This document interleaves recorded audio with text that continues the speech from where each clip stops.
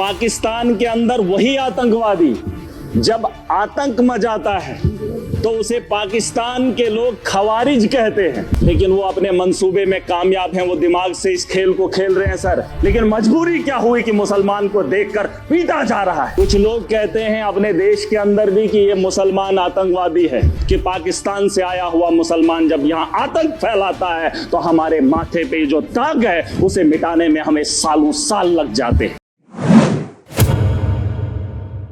ने टूरिज्म को रोका।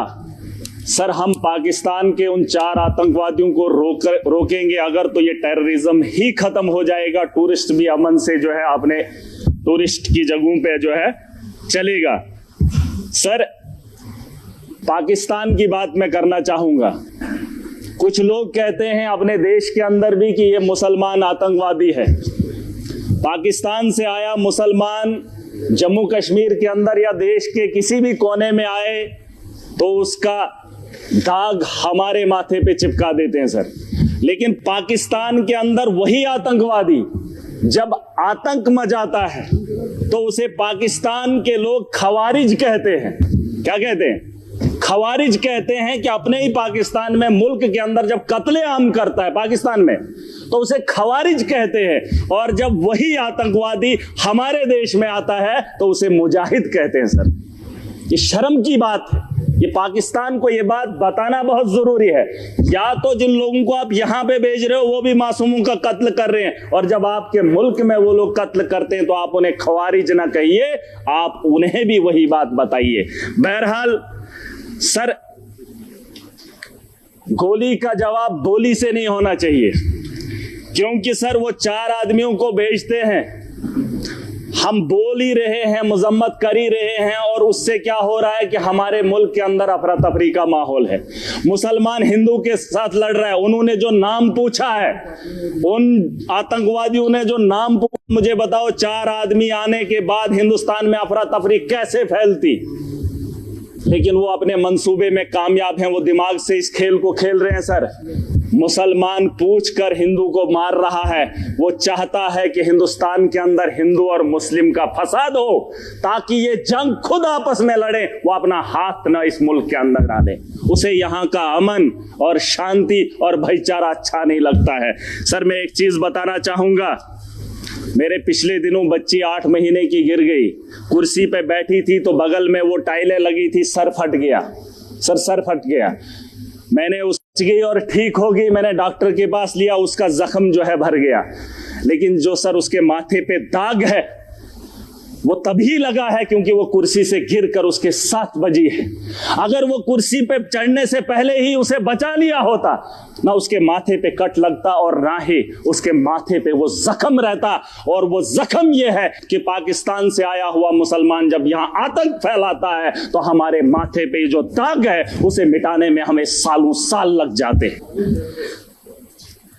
मैं उसे तो बात ही वही है, मैंने कह दिया है, खवारिज है। सर, मैं बताना चाहूंगा, एक बात है जिसे हम लोगों को समझना बहुत जरूरी है।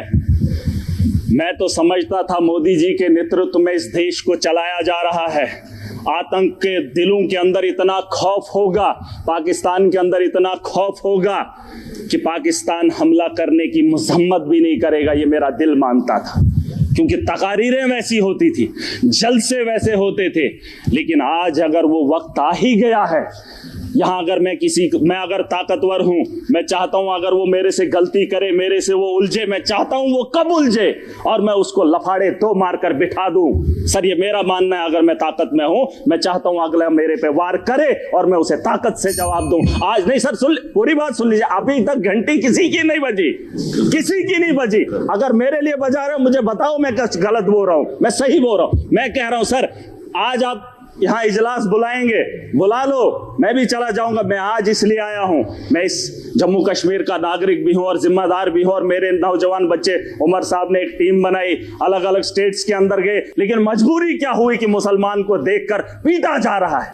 मैं इसलिए यहां पर आया हूं। मैं मुंबई नहीं गया, मैं महाराष्ट्र नहीं गया, मैं गुजरात नहीं गया अपने उन बच्चों को देखने के लिए जो यहां से हमारे बाहर पढ़ने के लिए जा रहे हैं। लेकिन मैं उमर साहब का फिर भी शुक्रिया अदा करना चाहूंगा। लेकिन एक बात बताने आया हूं, मैं चाहता हूं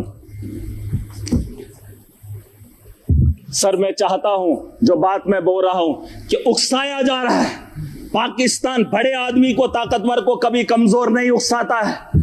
अगर उकसाने की गलती पाकिस्तान ने की, मैं खुल के बोलूंगा सर, अगर की, और ये पहली बार नहीं हुआ, जम्मू कश्मीर को मोहरा मत बनाइए।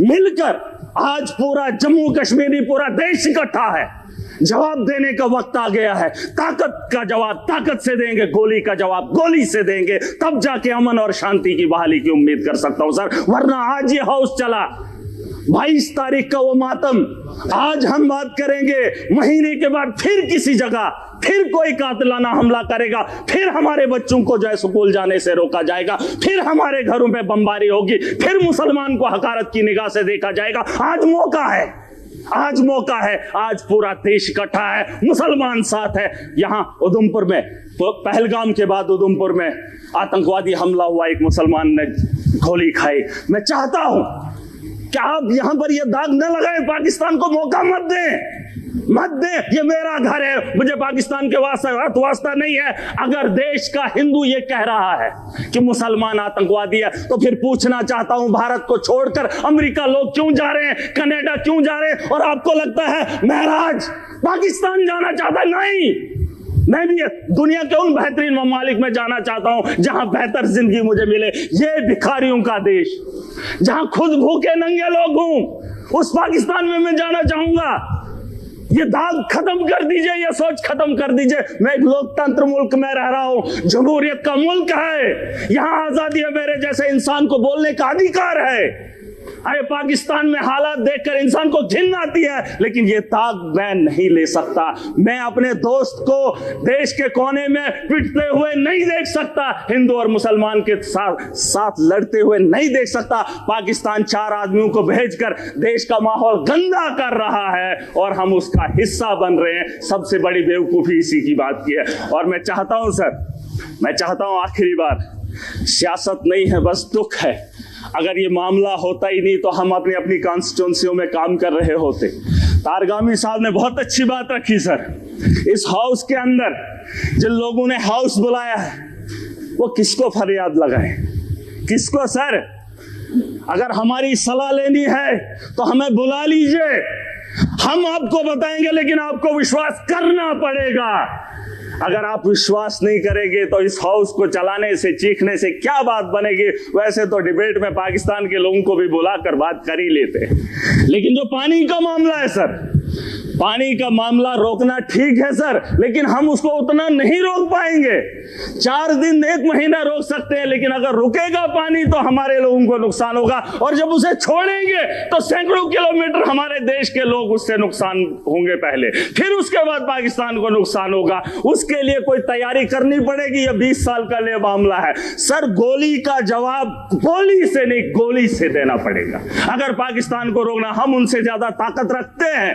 आप, मैं नहीं कह रहा हूं जंग करें, मैं नहीं चाहता हूं कि पाकिस्तान और हिंदुस्तान जंग करे। मैं चाहता हूं कि हमला करें, हम उन पे अटैक करें, जंग नहीं, अटैक करें। अगर हम अटैक नहीं करेंगे, वो रोज 6 महीने, 1 महीने, 5 महीने, 10 महीने के बाद, सर परेशानी ये है कि मैं ऐसे मुल्क में रह रहा हूं जहां मैं परेशान हो रहा हूं। कोई भी परेशानी नहीं चाहता हो, मैं माजरत खा हूं। सर एक बात, मेरे यहां अगर कोई मर जाए गांव के अंदर तो मुझे वहां जाना है तो ताजियत में मैंने अपने घर नहीं जाना है, मैंने उस घर में जाना है जहां पे मातम हुआ हो। पूछना चाहता हूं सर, अगर बैरून ममालिक का ये दौरा रद्द होता है तो फिर बिहार जाना जरूरी नहीं था, पहलगाम आना जरूरी था, उन लोगों से दर्द बांटना जरूरी था। सर ये मेरा एक दर्द है, दुख है जो मैं बयान कर रहा हूं। Thank you.